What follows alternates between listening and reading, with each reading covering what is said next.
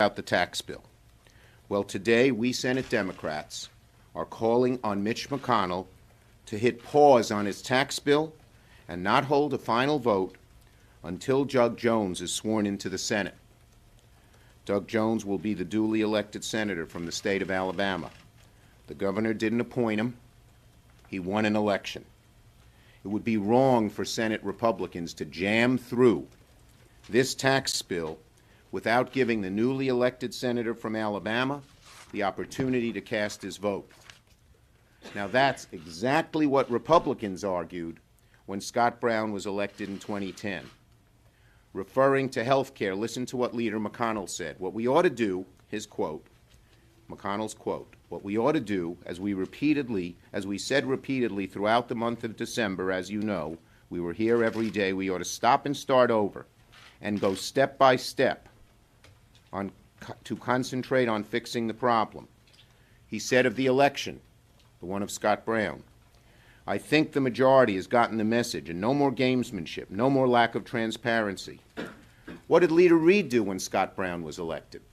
He said, we're going to wait until the new senator arrives until we do anything more on the health care bill, which was then pending. What's good for the goose is good for the gander, and what's good for the gander is good for the goose. McConnell ought to do what he said ought to be done in 2010, and what Reid did in 2010, delay till Doug Jones gets here and can cast a vote, plain and simple. Will McConnell and the Republicans get the message that their rushed, behind closed doors tax bill, which gives huge breaks to the wealthy and corporations while increasing taxes on millions of middle-class people, is not the way to go? It's being roundly rejected by the American people. Will they have the strength and the political foresight to start over, or at least to modify their bill?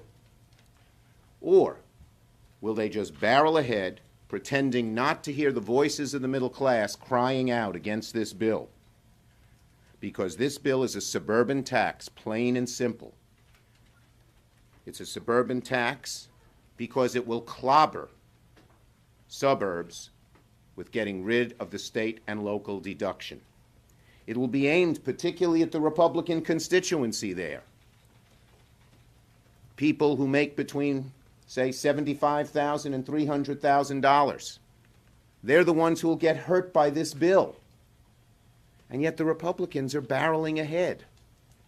And then, if you thought that they couldn't make the bill worse in the conference committee, they did. They reduced the top rate, it's speculated, from 39.6 to 37, benefiting only people who are very wealthy. How is that going to help the middle class? It's not. It hurts them.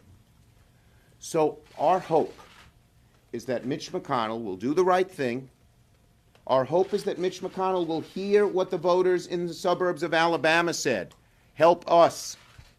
It's our hope that Mitch McConnell will realize proceeding with this tax bill will be a dramatic death knell for the Republican Party in 2018. It's a loser. It's a loser the way it was written. It's a loser because it helps the wealthy and the special powerful interests, not the middle class. And as every poll shows, the American people know it. So our Republican colleagues should stop before it's too late and work with us on a bipartisan bill. Not everyone will agree with a bipartisan bill. The hard right won't, the hard left won't. But we could get one done, and it would benefit the country and the middle class, and probably, incidentally, benefit the Republican Party. But they're making huge mistakes. Instead of learning from their mistakes, Republicans are barreling ahead and doubling down on them. On process, on policy, on politics.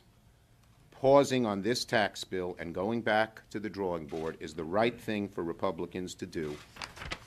I hope for the sake of this country, they will look at the Alabama election, hit the pause button, work with us, and start doing the right thing for middle-class Americans. Ready for your questions?